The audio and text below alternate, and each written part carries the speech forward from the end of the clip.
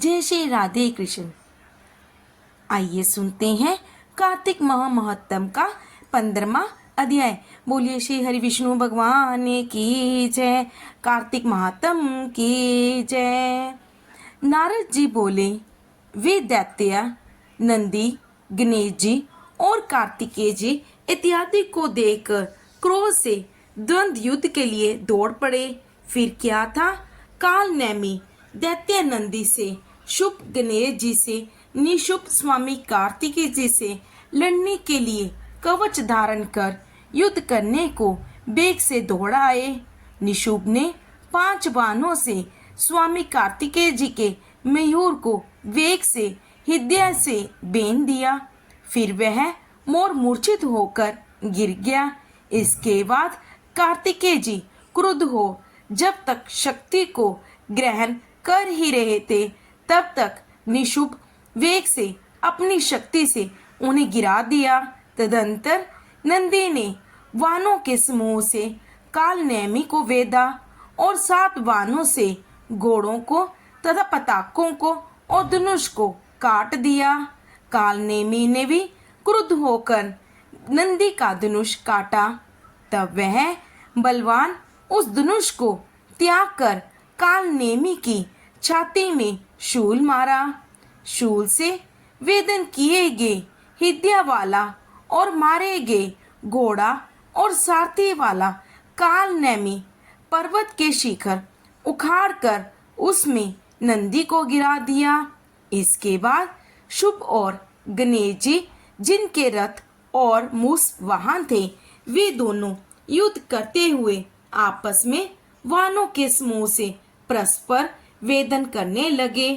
तब गणेश जी ने वान से शुभ के हृदय का वेद किया और 3 बाणों से उसके सारथी को भूमि में गिरा दिया।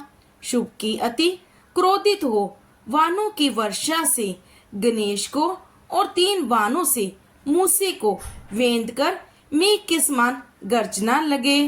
हे राजन, वानों से विदृढ़ अंग वाला मूसा चल नहीं सका। तब गणेश जी उतरकर पांव से चलने लगे।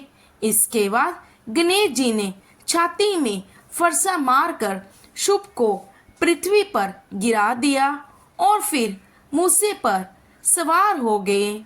तब काल नेमी और निशुभ दोनों एक साथ गणेश जी को वान से मारने लगे, जैसे अंकुश से हाथी को मारे।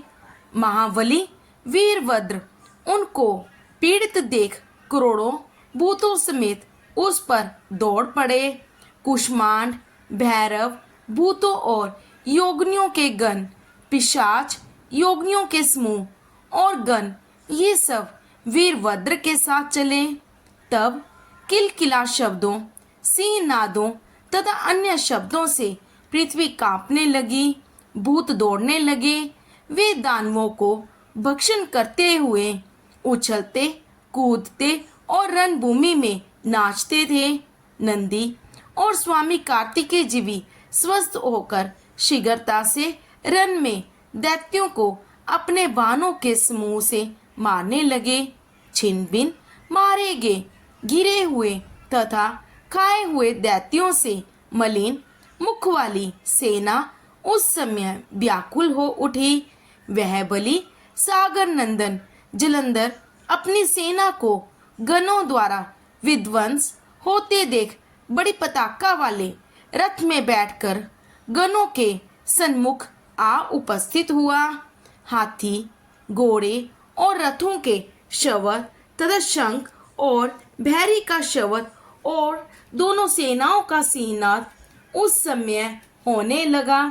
जलंधर के बाण समूहों से आकाश और पृथ्वी का मध्य भाग ढक गया, जैसे कि कोहरे के आकाश आच्छादित हो जाता है। जलंधर 5 बाणों से गणेश जी को, 9 बाणों से नंदी जी को और 20 बाणों से वीरभद्र को वेद कर मेघ के समान गर्जन करने लगा।